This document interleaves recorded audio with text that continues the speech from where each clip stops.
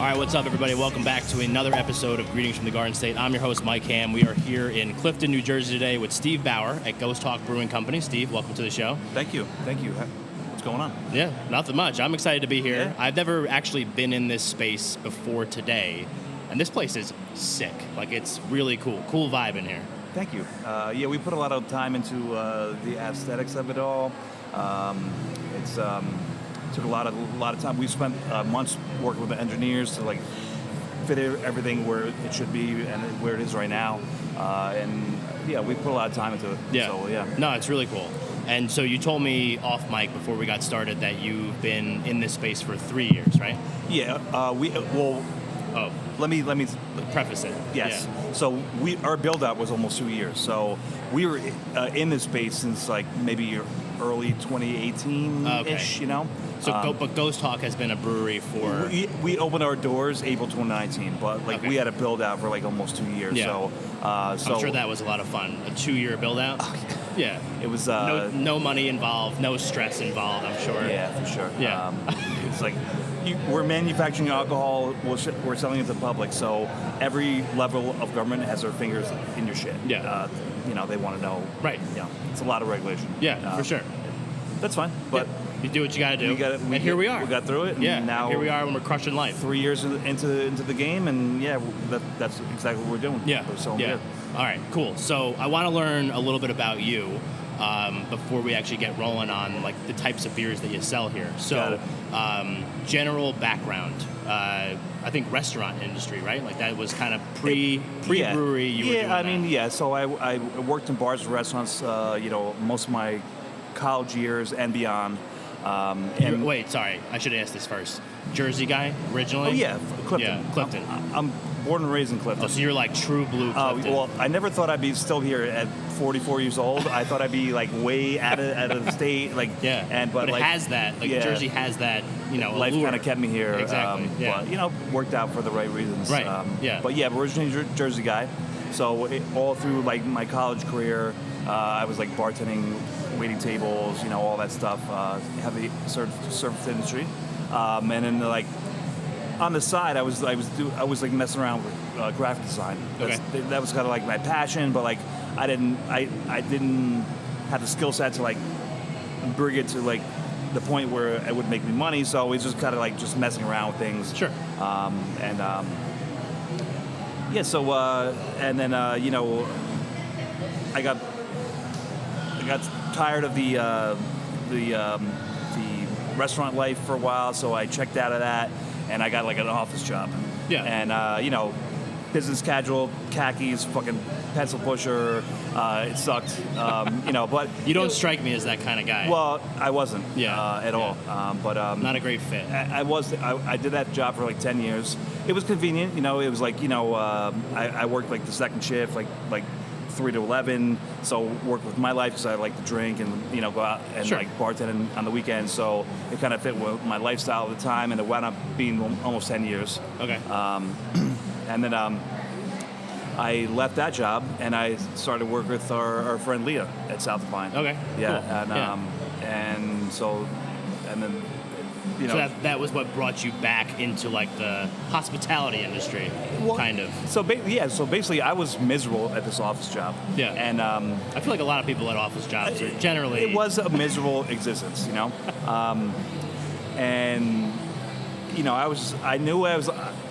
I wanted to get out of there, but I just knew I needed a plan or something like that, and like I said, I was doing design work, so I had been speaking to Leah. I was working on menus for her, her storefront sign, all that stuff. Yeah. Just on for just design work, and she had mentioned that she needed a GM, and she's that's why I said, we kind of talked, and so I left my job and went to work for her. Yeah. For about I think it was 6 or 8 months that I did that, and then then just kind of went on to do different things from there. Yeah. Far before this place even opened, but it just I needed something to get me out of that rut and get me pushed into this direction, and I attribute that to like South Pine 100%. Yeah. Getting me out of that and like moving forward in my life. Right. So yeah, good stepping stone. Yeah, for sure. So explain to me kind of like this process almost of working for a lot of different people, and then figuring out like it's probably time to kind of work for myself almost. Well, the thing was, I lost a couple people in my life that were very close to me, and that really pushed me, like, just kind of like set me off the deep end. Yeah. Not in a bad way, but it's just like I was like, what the fuck am I doing in this office? Yeah. Like, why am I busting my ass for like to make this other guy fucking rich, and I'm just sitting here fucking suck wind. Yeah. And I was already at that point anyway, and then like. One of my best friends died in a crazy accident, him and his girlfriend, and then my brother died a year later. Wow. So I like... And this is around what's the year 20 frame? So my just so I can, my friend Noel, contextually. he passed away in December 2014. Okay. My brother passed away January 2016. So Okay. basically a year, Sure. pretty much a year apart. Yeah, that's got to be like like the worst year ever. Yeah, pretty much. I mean, I was already like reeling from the death of my friend, and then like my brother died like a year later basically, and so like I really lost my shit. No doubt about it. But not like I said, not in a bad way. It was like in a way, it was like, what the fuck am I doing in my life? I'm like just like fucking. I'm sorry, I'm cursing a lot because okay. that's just me. Most people curse like a lot and on the show, and then they always ask like, "Is it okay if I curse?" And I'm like, "Well, you've already done it, so yeah." But yeah, it's totally cool. But whatever, however you talk. Like, we're not here to judge. I'm from Jersey, it's, so exactly. That's always it. like, it's a Jersey-focused podcast. Absolutely. So there's going to be cursing on this show. So. But yeah, so I lost my shit. So I needed a way to get out, and then South and Pine kind of created that opportunity for me after my friend Noel passed away, and then a little bit after the South and Pine, that's when my brother passed away, and then I went off the deep end. I was just doing odd jobs. I started went back to bartending. I was constantly heavy on the design work. I had started a freelance end of my business. I started a clothing business, just doing T-shirts and hoodies and that kind of stuff. That back in 2014, I was still working the office job back then. Then I started a full freelance branch of that. I was doing just design work for all kinds of small businesses, entrepreneurs, people who needed branding and marketing. Yeah. And so I did all that, and that kind of that led to this. I remember it was August or maybe July 2017. I put some random status on my Facebook. Which I was still using at the time. I'd never go on Facebook anymore. Yeah. But I was still using Facebook, and I put the status out. I was like, I know how to do X, Y, and Z. How can who can bring something to the table where we put our heads together and do something and not work a 9 to 5 and just be beyond all this shit. Yeah. And people commented and all kinds of stuff. But then I got a message from this guy Tom, who was my brother's friend from high school, and he reached out to me and he said, "Look, I got something I want to talk to you about. I read your status. It's got me thinking. Yeah. So you want to stop by and talk to you." So he brought over some beers one day, and we just started talking about how he's like, I have a lot of money that I can invest in something. It's I wanted, I was thinking maybe I could invest in your clothing brand. So I just had I had this clothing brand that I started like I said, 2014. Just making T-shirts, hoodies. I would go to shows and shit, and I set up a table and sell shit. And I started selling online, and it started doing relatively well. And to the point where he actually approached me and said, "Look, I want to invest in this," and so I had to back it up for him a little bit. So the original idea from that clothing brand was a brewery that I was trying to start, probably 2009. Yeah. So I was dating this girl around that time, and she worked at a brewery in Fairfield, Cricket Hill. And if you went there on Fridays, you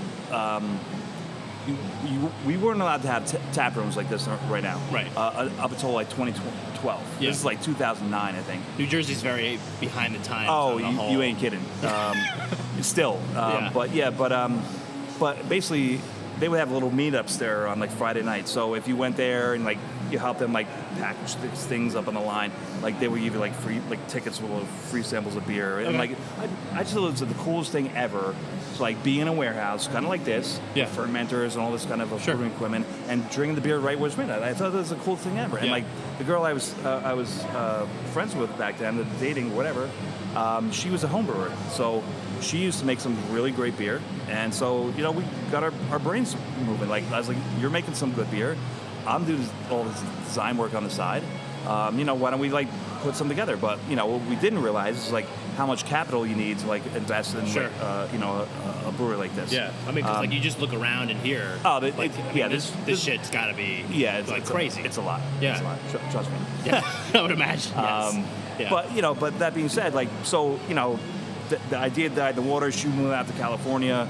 But I was still inspired by all that, and like that's why I started that clothing company. Kind of like branched off of that, and so kind of came full circle because like the idea that inspired the clothing company was a brewery, and then like finally I had someone coming to me and say, I want to invest in this thing, and I was like, dude, let me tell you about this brewery that I was trying to start like years and years ago. Right. And so he's like, look, I work in finance, so I'm going to do my homework, and like I'll come back to you. So and he came back to me and said, look, I'll invest in this thing. He's like, if this thing fails, my wife will probably divorce me. No pressure. Yeah, pretty much like that. But he was like full in on this thing, and so then I get to work. Basically, he said, I have a wife, I have a full-time job, 3 kids. Like you got to like take on the bulk of like the startup of the shit, and I'm like, that's fine, And we worked together on a lot of stuff, and then like it was like it all came together. It all came together like pretty magically. It took a lot of hard work for sure. Dealing with you need federal regulation, you need state regulation. So all that is months and months of time, and like you can't do anything until you have those like things in place. Sure. So then we started to build out, and then you have the deal with on the city level, municipal stuff, and the inspections. This build out was crazy. I mean, this is like a blank space. There was like contractors parking his trucks in the air. There was one power outlet by the front door, and some shitty little bathroom in the back. There was nothing in here. Yeah. We built this place from the ground up. All the electric, all the plumbing, all the bar.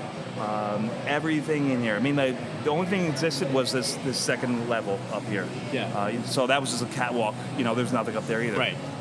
But we did all the construction here, and it was fun. I mean, and the whole time I was like still doing this like all the time, and also like freelancing, bartending, just like grinding on every kind of level, right? Just to keep it going and like just make this thing happen. Yeah. And paid off, Yeah. It's so cool. Yeah. It's just like, I mean, it's just cool to hear the story about how kind of like you just had this just like idea years ago, basically. Yeah. And then it kind of just like all of a sudden just the universe comes together and boom. It really. Here we are. Well, for our second anniversary, but not to get into beers a little bit, but our second anniversary had a beer called Stars Align.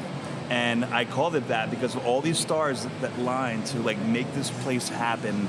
It just blows my mind all the time of how, so much random things came together. Like the guys at the distillery next door, Sub City. John, the owner, is a good friend of mine. So, and they've been here for many years before we were. So when we were getting this project underway, like I was like, I didn't know where to start. So I knew I had a friend that had a similar business. So me and my partner Tom had to stop down to talk to him one day, and I was like, John, we're trying to open this brewery. How did you get started? Yeah. And John let us pick his brain for a couple hours, and turns out, number one, his uncle owns this building and had a tenant move it out here in this space. Awesome. Actually, Stars. Actually, yes. Originally, it was not this space. It was the space on the other side of them. Okay. Which is like much a garage looking. Yeah, much smaller. Yeah. And then like halfway in the process, this unit opened up, and the landlord contacted us and said, "Do you want this instead?" And we jumped on it. So that's. And then John also knew. He's like, "Oh, I got a buddy that brews beer." He's like, he's not brewing anymore, but he's like a consultant. He could he could help you guys get started up. So we had like talked to this guy Chris, he helped us as a consultant, like sourcing the equipment and all the shit, the very initial stuff we needed. But he was very knowledgeable about the beer, and now he's our brewer. So it's awesome. Yeah.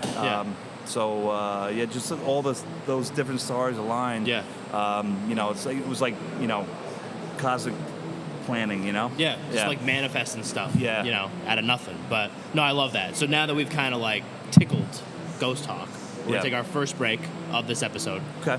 So this is the Greetings from the Garden State podcast. We're here in Clifton, New Jersey, at Ghost Hawk Brewing Company with Steve Bauer. I'm Mike Ham. We'll be right back.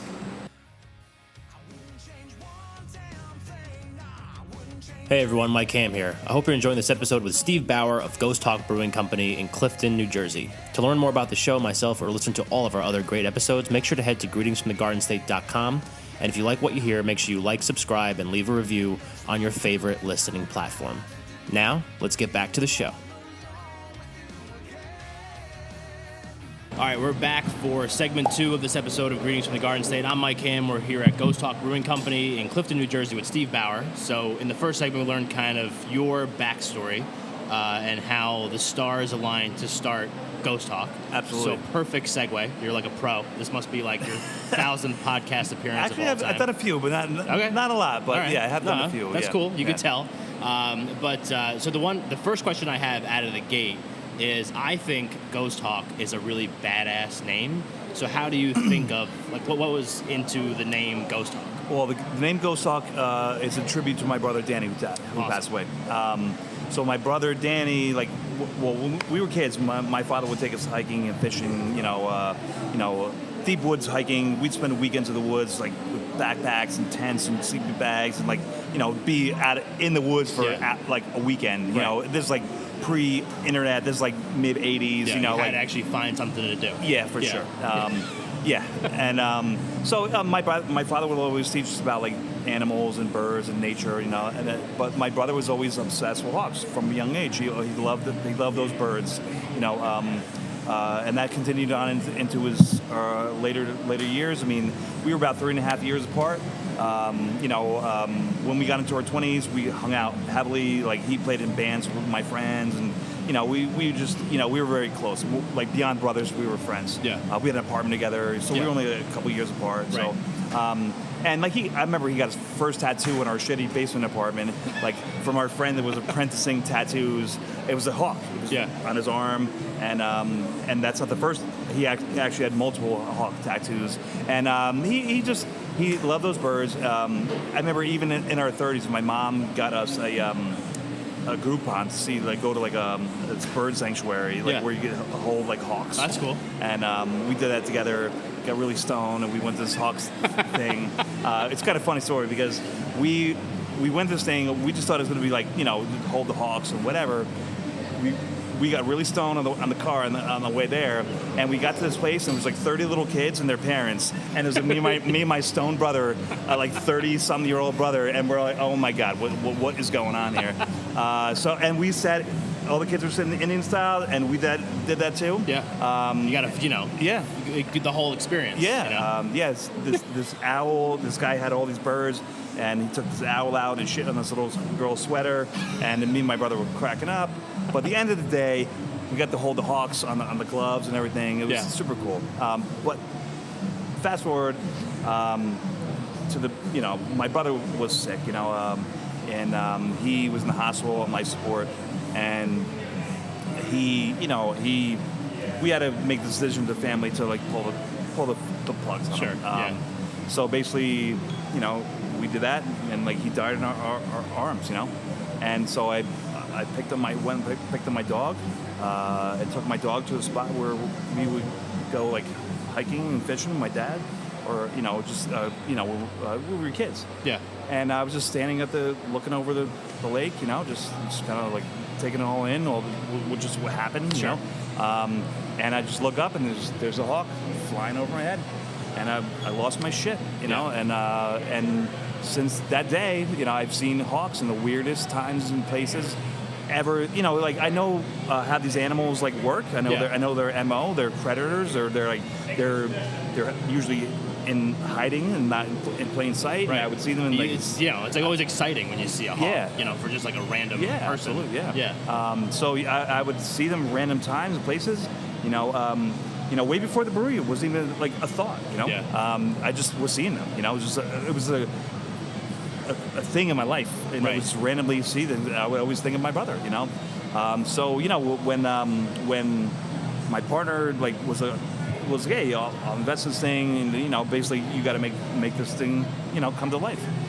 So you know, I for like a couple months I was like trying to come up with a name for this place, and I could have called it anything. You know, I could have called like fucking anything I wanted, but I wanted to make it something like a tribute to my brother. I was like, I gotta be some of the hawks. And I was kind of like, this hawk, something hawk, something. I couldn't come up with anything. Yeah. It just everything sounded stupid. I'm like, I'm just like, I'm the kind of guy who's like, it has to be like perfect. Unless, you know, it has to be like, really has to have like that hit thing for it. Yeah.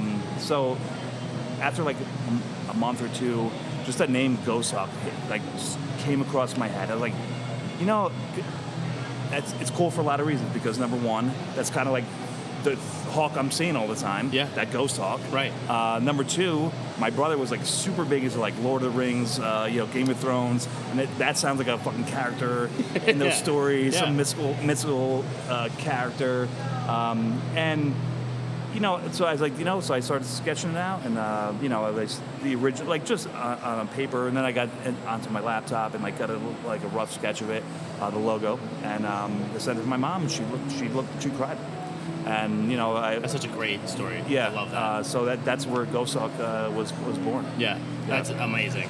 Like, so not only is it a badass name, it has to be one of the most badass brewery names in New Jersey, I would imagine. I think so, man. Yeah. It's a pretty badass name. Yeah, it is. And not even knowing the story before I actually just heard the story, and now it makes it even more special, obviously for you, and now for me, knowing that. And like, not only is it just kind of like a cool name, it has so much behind it. My brother was a cool motherfucker.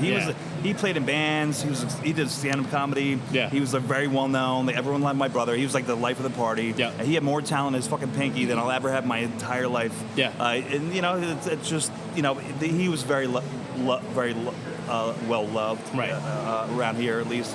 And you know, I just feel like I had to do something. You know, I love to keep his name alive. Yeah, for sure. Okay, so you settle on the name, you finally build out the space, and then you got to start brewing beer, right? So you have the guy Chris, I think you said, Chris, right? Yeah. So he eventually becomes your brewer. Yeah, he's our head brewer. Yeah. Okay, and so then so is it like a collaborative effort as you guys are like working on different beers and like all that kind of stuff? Or you just kind of like give him the reins? So basically, So Chris has been brewing for 30 years. Yeah. He started brewing on the West Coast in 1991. I was still in high school. And he was in college. I was one. I don't want to make it feel old. That's fine. But he was in college, brewing beers on the West Coast, and like there was no craft beer in 1991. Like he was in San Francisco, so I'm sure, but there was probably like some like niche like brew pubs and stuff. But back then, there was the scene that we live in right now didn't exist. Yeah. So he's a real pioneer in the industry. So you know, so when he came in, he didn't have like. He handles all the production. He orders all the raw materials. He does all the beer production. He handles it. You know, of course, I give him my feedback on like what I hear from people in tap room. Yeah. Like this beer sucks. Yeah. This beer's amazing. Honestly, I never hear this beer sucks. Well, I just but like, because the beer here is amazing. I'm not even just saying that because of my place. Honestly, he makes fucking great. Yeah. Well, I just had a flight, so like I told you, I wanted to make sure I sampled the product before we actually got rolling. Did you fly high? No, it's great. Yeah, it was a great flight. Yeah. Thank you. Yeah, you're welcome. But you know, but he like, you know, like I give him feedback from what I hear from customers and say, like, you know, I've been hearing like, you know, a lot of people have been asking for this kind of style or whatever. But he's got so much knowledge under his belt. You know, vast knowledge. He's been in like production breweries for 30 years, which is like no one in New Jersey could say that. I No, mean, like really not. Maybe a few, but I don't think there's even many. I feel like even like the more, I guess, like established breweries, Yeah. like ones that have been here for, I don't know. Don't get me wrong. Seemingly a while. There's a lot of younger brewers that are very talented, and like the beer scene in New Jersey is really solid. Yeah, this is like there's a lot of peaking. It's like as hot, as great as it's been ever. Around the state are making great beers, and we're happy to be involved. But so he basically, as far as like actually naming the beers, me and him collaborate on that a lot. Some beers I name, some beers he names. Sometimes it's a group effort. But for the most part, as far as like production wise, he runs the show. Yeah. I love that. So, first timer walking in here, they're gonna get a flight. That's what I did. Yeah. I wanted to make sure like I said, sampled the product, knew what I was getting into. So I went with ones that like normally I feel like I would drink. Like right now I'm drinking the 1516. Oh, the South Pilsner. German Pils. Yeah, that's what I'm drinking right now. Oh, you're drinking that too? Yeah, for This sure. is awesome. It's a great Pilsner. We Great just put beer. that out yesterday. Yeah. It just was it went on top yesterday. And is it like the first time you've ever had this one on tap? That's first Pilsner we've ever brewed ever. Oh, so knocked it out of the park right out of the gate.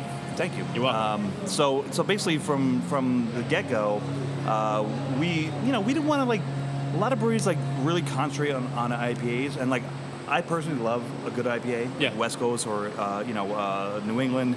I'm a big IPA guy, but like I don't want to I personally don't want to go to a brewery and see 8 different IPAs out of 10. Like Right. I don't want to see a menu of 10 beers and 8 of them are IPAs, and that's what you're seeing a lot. Yeah. And I get it because IPAs sell and it makes sense, but like we, very early on collectively, me and him especially were like, we didn't want to do like the everyday stuff, we started out with a lager. We have a flagship lager we make all year long since day one. That's the Ghost Hawk lager? Ghost Hawk number one. That's one of our top sellers. Like I said, we make it all year. And the production, it got to the point where, so we have a dedicated lager tank. So that lager tank is always full of another batch of that lager because we're turning it over so fast. So we can never make like secondary lagers, Right. And we always wanted to. So very recently, in the last like few months, we got a second lager tank. Okay. So that allows us to do like we have the Helles on right now, the Pilsner. We got a Kolsch coming in the tank right now. Okay. Love a good Kolsch. Yeah. So we're able to really able to start like diving into like more lager style beers, and that's been like the original goal, but we just weren't able to do it mainly because the Ghost Hawk lagers sell so much. Yeah. We couldn't brew another lager. Yeah. You can like brew lager in one of the upright tanks here, but if you want to do a lager the right way, you need a horizontal like a lager tank. Right. That's a dedicated lager tank, and we want to do it like proper, Yeah. And now that time has finally come. Yeah. We do IPAs. Right now we have the West Coast and we have a New England on. We have a couple sessions on as well. Yep. But And so how often is like that? So like you have there's 13 beers up on the board right now. yeah. So basically 12 on tap. 1 and 2 we make year round. All Apex, the time. the Ghost Hawk Lager and the Apex Better we make year round. Raven Dark we make most of the year, the stout. Yep. The wheat we make also most of the year. It comes off like seasonally for other things, but we have that like most of the year. With the wheat, we switch the fruit up. So we like cherries are our main wheat that we do. We switched out this batch for watermelon, and we got a blueberry in the next batch coming up, and probably back to cherry for the fall. Yeah. And then like during the winter time, we actually do a beefier wheat, like heavier like recipe. It comes out to about a 6.5%. Like this is a 4%. Yeah. The winter version is like about a 6.5. Just a little beefier. Just warms you up a little bit. Right. On a cold winter day. Yeah. And like we do like seasonal beers. We bring some back for every season, and then everything else is like one-off beers. Sometimes we'll make a beer once and never make it again. Right. And that's what keeps people come back. You know, like if you make it the same beers over and over again, people are like, oh, I had that already. Yeah. So I've had the Ghost Hawk Lager a million times, and it's great. Yeah. But, I mean, I want to try something else when I come in. Yeah, exactly. So, like, we always make those staple beers. Right. So if you come in here and you like the lager, we're always going to have that. Yeah. But we'll always have different stuff for you to try. Right. And it's a constant rotating thing. All right. So looking at the board now, and I know the board might even change by the time we get to the post of this episode. So if you were to recommend, regardless of tastes, 4 beers to get in that first flight, could you do it? I could. Okay. Yeah. Let's hear it. What's the 4? Well, I gotta take a look again at the menu. Yeah. Take a quick look.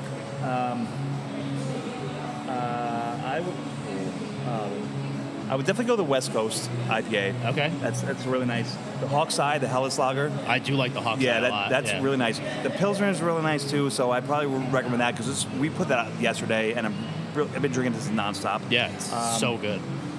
And then, just to throw like a kink in the works, I'd go for the Tancher, the Belgian. Which one's that? What number? Number 5. Number 5. Yeah. Tancher, Belgian. And okay. that thing is 10%. That is a creeper. Get you. Because it's a delicious 10%. Yeah. It's like a 10%. It goes down like candy. Yeah. And like it should be dangerous. Rough. It should be rough. It should be rough going down. Yeah. And that beer is not rough when it's going down. Yeah. Like I could drink a pint of that, no problem. And do that twice, you're done for tonight. That's it. That's all you got. But I would throw that in. The Tancher is a beautiful beer. Like the Belgian is a more niche style. Yeah. But it's a style that I always liked. Right. So I would throw that in if we're there. really looking to shake it up. Yeah. And have some fun here at Ghost Hawk. End off with the Tancher. Like, go down like the a road. nightcap Yeah. almost. Just do the Pils, do the Helles. Maybe step up with the in ABV with the West Coast, and then end it off with the just crush it out of the park. Right on. With the Tancher. Yeah. Love that. Okay, let me see where we're at with time. All right, so we're gonna take. That was great, and I love the name, the whole backstory of the name, and kind of how everything works here, and the popular items. Because so far the beer here has been great. Love it so far. We're gonna take you want a little Tancher? Yeah, I do. Okay, cool. Can we just let's bring it over here? I want to taste it while we're actually while we're actually recording. Give me a second. Yeah. All right, so we're gonna wait for Steve to get back with the Tancher. It's the Belgian triple. It's 10% alcohol.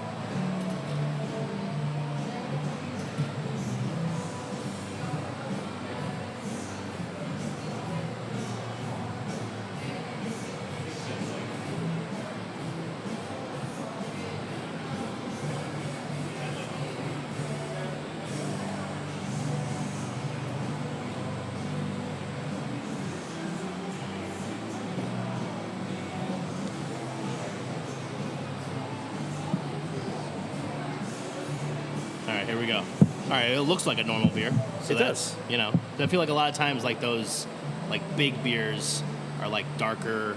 No, the Belgian triple is like this. What it should look like this. Yeah. Okay. Well, cheers. Absolutely. Cheers. Thank you for having me. Absolutely. Thanks. Yeah. Thanks for coming down. Yeah. That's very dangerous. You get it like a little bit, but it's not boozy. Is that? No, it's not boozy at all. No, because sometimes you drink a beer like that's like that high alcohol. Yeah. And it's like it looks like you're taking a shot. Yeah. Yeah. This is not that. And it's you get a lot of banana notes out of that. Yeah. It's really tasty. It's really good. Beer. Yeah. Yeah. Love that. Because that's like not normally a beer I would even try. Yeah. But now I have, and now I like it. There you go. So that's great. All right, so now we're going to take our second break.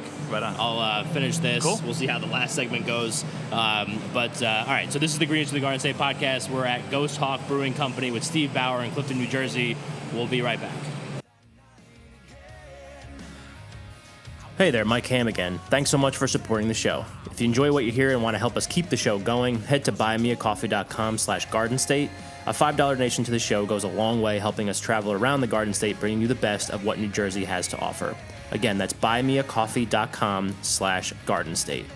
Now let's get back to the show.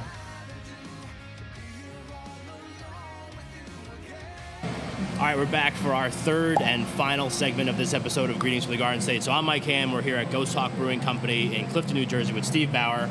So first segment, we learned your background, kind of led it all the way up to starting Ghost Hawk.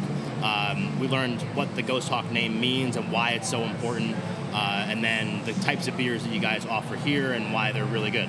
And we're still trying this, what's it called? Tonsure. Yeah. I'm going to keep forgetting that. So I'm working my way through it. That's right. Yeah. That's why I can't remember, because I'm drinking it. But, okay, so our third segment we always do for every episode is our community segment, which is personally like my favorite segment, because interviewing local business owners like yourself and people that run nonprofits and other cool people that live around Jersey, like that's who lives in New Jersey. Like that's what makes, to me, Jersey special, because you're all part of the New Jersey community. Yeah. And everyone's story is so different. But I'd love to know kind of like your relationship with whether it's Clifton or you lived here basically your entire life. I have, so just kind of like your relationship with the community and how they've been supportive of you in various ways. Yes, so that's a good question. So me personally, when I got into this project, one of the goals was, for me personally, was I wanted to give back. Yeah. Because before, I had Ghost Hawk, I had my clothing brand, all that stuff, and like I was doing like a lot of like fundraisers. When my buddy Noel passed away, it was like the way he passed away was tied in with an event that we held together. He passed the day of the event, so never showed up to the event. Yeah. So I continued that event every year in his memory, and I would donate all the money. And is that event still going? No, it's okay. Like there's reasons it's not, I because it couldn't happen here. Right. But I still do a fundraiser for him anyway, just in a different sense. But anyway, I would donate proceeds in his memory to a local shelter in Clifton called St. Peter's Haven. They all volunteer. They work directly with the residents. It's not like Salvation Army where they're like reselling shit to people. Yeah. It's like just straight like charity work.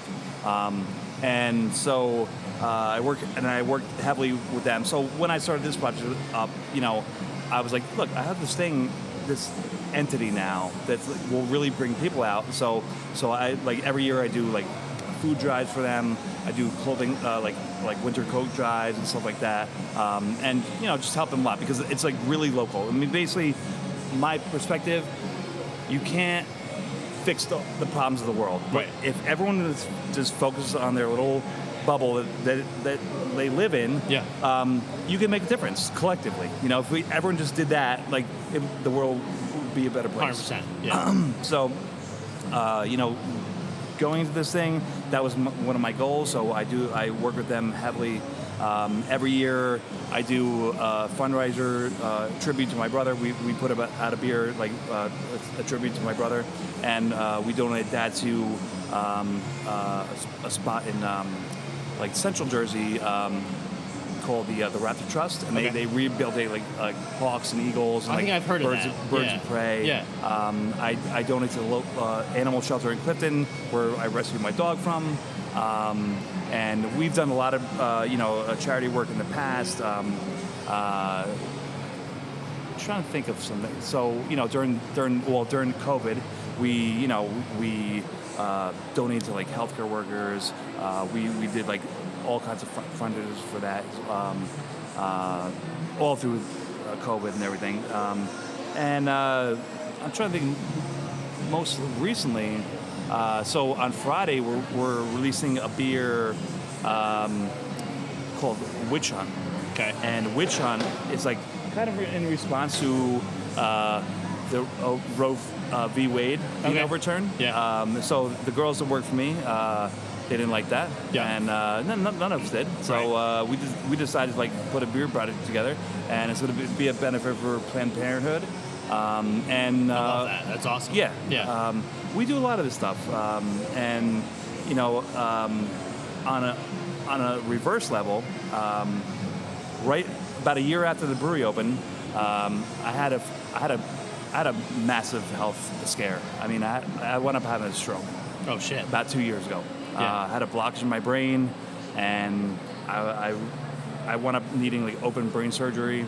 This is 2 years ago? Yeah, 2 years ago. Wow. Yeah, so I was. You would never. I mean, I was don't fucked know up. Yeah, I don't know if this helps, but you know, you would never know. Thank you. Yeah, you're welcome. Yeah.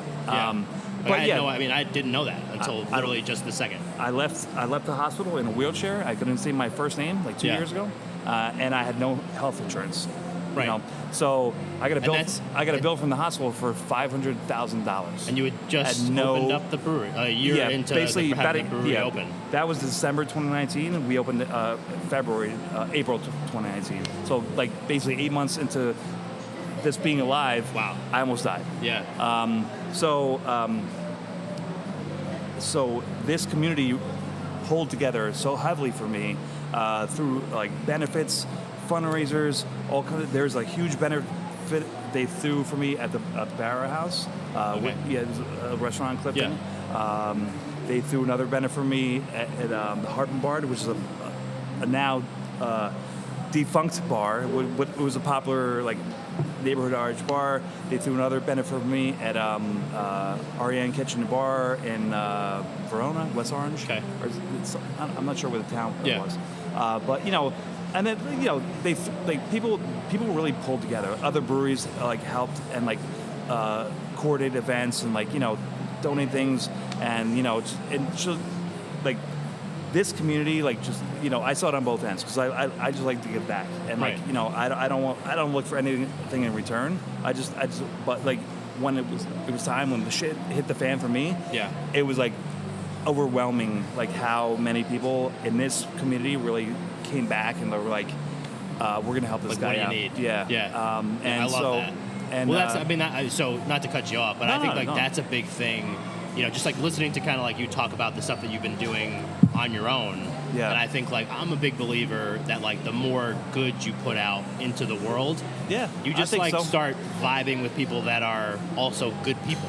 So like if you're doing good, eventually like that good comes back to you, and you're not doing it for that specific reason. And I saw that. But you if know, you're, I saw if you're that a piece of shit, firsthand. Yeah. eventually you're going to be surrounded by pieces of shit. you know, but if you're a good person, you're surrounded by good people, and Yeah. when it's your time, like you said, that you need some it was some help. very humbling. I mean, Yeah. obviously the whole experience was very humbling because I had to learn how to walk again, how to talk again. Yeah. That was like right before COVID too. So you know, that was like December 2019. By March 2020, the whole world shut down. I Right. was active in therapy then. Yeah. And then like all my therapy offices closed. I had to do everything crazy. on my own. Yeah. It was crazy. Yeah. So I was going through that, and like during that time, like people were like right before that happened, all these fundraisers, you know, that really like made me keep pushing. Like that really, like that was a big tribute to like me coming back. Yeah. To where I am right now. Right. And, like this place was like a huge motivator, and just the way the community like was towards me and treated me. You know, I was like, I'm not giving up. I'm fighting like hell to get back Yeah. to where I was. Yeah. And like even my doctors say like your recovery is like one in a million. Like Yeah. for you to be like walking, talking, like back to normal, back to work, Doing like, podcast episodes. yes, exactly. Yeah, And they're like, right. you're like, that's unheard of, you know, Yeah. like most people who have a stroke, like they're like debilitated for the rest of their life, like half their like body's paralyzed or Right. like something is going on, like, and they're like, yeah, I have to take medications, I have to I had to like change my whole life up, but like all said and done, like I'm still doing my thing, I'm still fucking chilling, and it's Yeah. like, and it's like, Still fucking chilling. I love that. it's wild to talk about it like it was a crazy dream. Yeah. Because it was a real reality like 2 years ago. Right. And now it seems like a bad thing in my past. Yeah. Which was a bad dream, you know. Right. But That's awesome. Yeah. Well, love that you're back. You know. thank you. Yeah, that's awesome. Cheers. I Yeah. got like a little bit left. That's right. It's not to cheers. Yeah. You can't cheers with nothing in it. Nothing. That's Or bad luck. water. That's also. Yeah. The other thing. As long as it is sipped, that's fine. Yeah. The other thing that I did want to ask about too, and that great. Like I love that whole first part of the segment. Was I had mentioned to you before we started recording. Like every time I turn on Instagram, and I see you guys pop up. It's like you're doing another tap takeover someplace. Yeah. So maybe talk to me a little bit about like collaborating with other local businesses on those kinds of things. Well, so we distribute our beers a lot heavily. We're probably out in like 100 different accounts, like bars, restaurants, liquor stores. And we're always always expanding, growing that side of the business. We, either myself or my business partner, like my business partner does all the sales. So I run the tap room and I run the home base, and he does all the you sales. You probably make the T-shirts, I would imagine. I do too. all the merchandise and everything. Like this shirt, I love. That's cool. Actually, this is the only one I didn't make. We had like a. Well, you need to have ones that are like. We had a design like contest. This? We had like a online design contest, and this is the winner. But this one, this is a great shirt. Yeah. But other than want that, people being like, "I love that shirt." Yeah. Like, well, sorry. Yeah. We got other ones that you can get, but not this one. No, I mean we put these out in production. We put a full batch of these out into production, but they're long gone. These were like almost years ago we put these out. But yeah, I make all the merchandise. Where were we going with that? Collaborating with other local businesses. I just when we do tap takeovers, it's just I like to do stuff out in the wild, like we're here all the time. Well, that's how we met, was a tap takeover. So I was just curious. Yeah. So actually, my partner put that one together. Like I said, we were at Pineapple Barbecue in Montclair. Yeah, exactly. When we met. Yeah. Pineapple Express. Not Pineapple Barbecue. Pineapple Express Barbecue. Correct. And so mainly, like he's doing the sales, and he deals with the buyers, those accounts. Yeah. So he mainly puts them together. But I put the last two tap takeovers together that we have coming up. We had one about a week and a half ago, maybe 2 weeks ago at Sharky's in Clifton. Yep. It's an iconic wing spot, like a destination spot for Clifton. Like the wings are like out of control, and they took some of our beer and like made it like a cheese sauce, cool. for the cheesesteaks and everything. Yeah. Fucking, it was so good. Yeah. And I don't even eat like that anymore, but I ate that shit, and it was so good. I eat pretty healthy now. I had to after my health issue. Yeah. But I was like, I can't pass this up. Yeah. And it was banging. And then we have another tap takeover coming up next Thursday at Casa de Monte Cristo. It's a cigar bar on Route 17. Yeah. So there's one out by me on Route 10. Got it. Yeah, like a JR cigar. Yeah, Casa exactly. De Monte Cristo thing. Yeah. So we're gonna do an event there. So we're gonna take over all the taps. And then I got my buddy Marcel just started a barbecue company. Oh, cool. So they're going to do a pop-up at the tap takeover because they don't have food. Yeah. So we wanted food. So everyone's drinking. So we figured like beers, barbecue, cigars, and I also got like some. My buddies come down to play some live music that day too. I'm coming. I don't even know when that is, but I'm coming. Like those are like July 28th, things. 6 p.m. I think I can do that. Casa de Monte Cristo. Yeah. It's a tongue twister. It is. Yeah. It's hard to say. Route 17. And I'm drinking the Tantra too, so yeah. I'm really. You're never gonna be able to get it.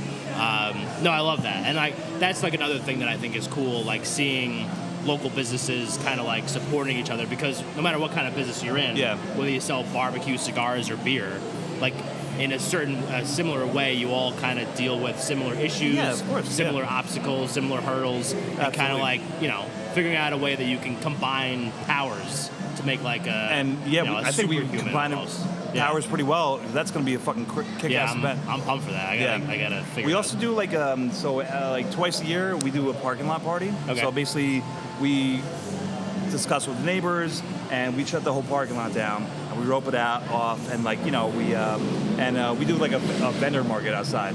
So I have like all kinds of like different like arts and craft vendors, and we have a beer tent outside.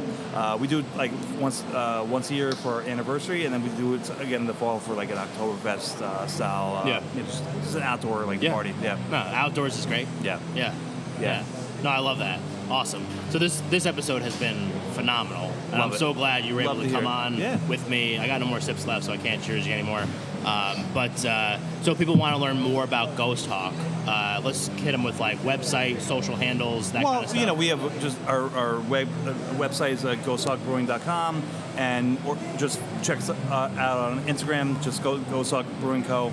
It's our Instagram. I think we're on Facebook too, but I don't really pay that. Yeah, not many people do. I feel like anymore. But yeah, mainly check us out on Instagram. I did start a TikTok. I also have a TikTok. Yeah, I don't do really much with it. Yeah, I let the girls run it. Yeah, I don't touch it. But mainly like our Instagrams, we're gonna find us and see our like main updates and what we're doing. Cool. Yeah. Awesome. All right, so I'll make sure that I put the website, the social handles, the physical address of the place here in Clifton. Yeah, 321 River Road, right across the street from Rutt's Hut, which is an iconic place, which I still somehow have not been to. I feel like maybe on like the way back, I should probably just like grab a hot dog. Yeah. They close at 8, so if you got to do it, we gotta go. Yeah. Okay, cool. So I'll make sure I put all that stuff in the show notes so that if you guys do want to check out Ghost Hawk, make sure you go do that. I'll put greetingsfromthegardenestate.com, which is the website of the show, in the show notes as well. So if you do want to check out the show, this episode, all of our other episodes, make sure you go do that as well. Absolutely. Steve, thank you so much for doing with us today. This was great. Thank you for having me. So this has been the Greetings from the Garden State podcast. We were here at Ghost Hawk Brewing Company today in Clifton, New Jersey with Steve Bauer. Thank you for listening, and we will catch you next time.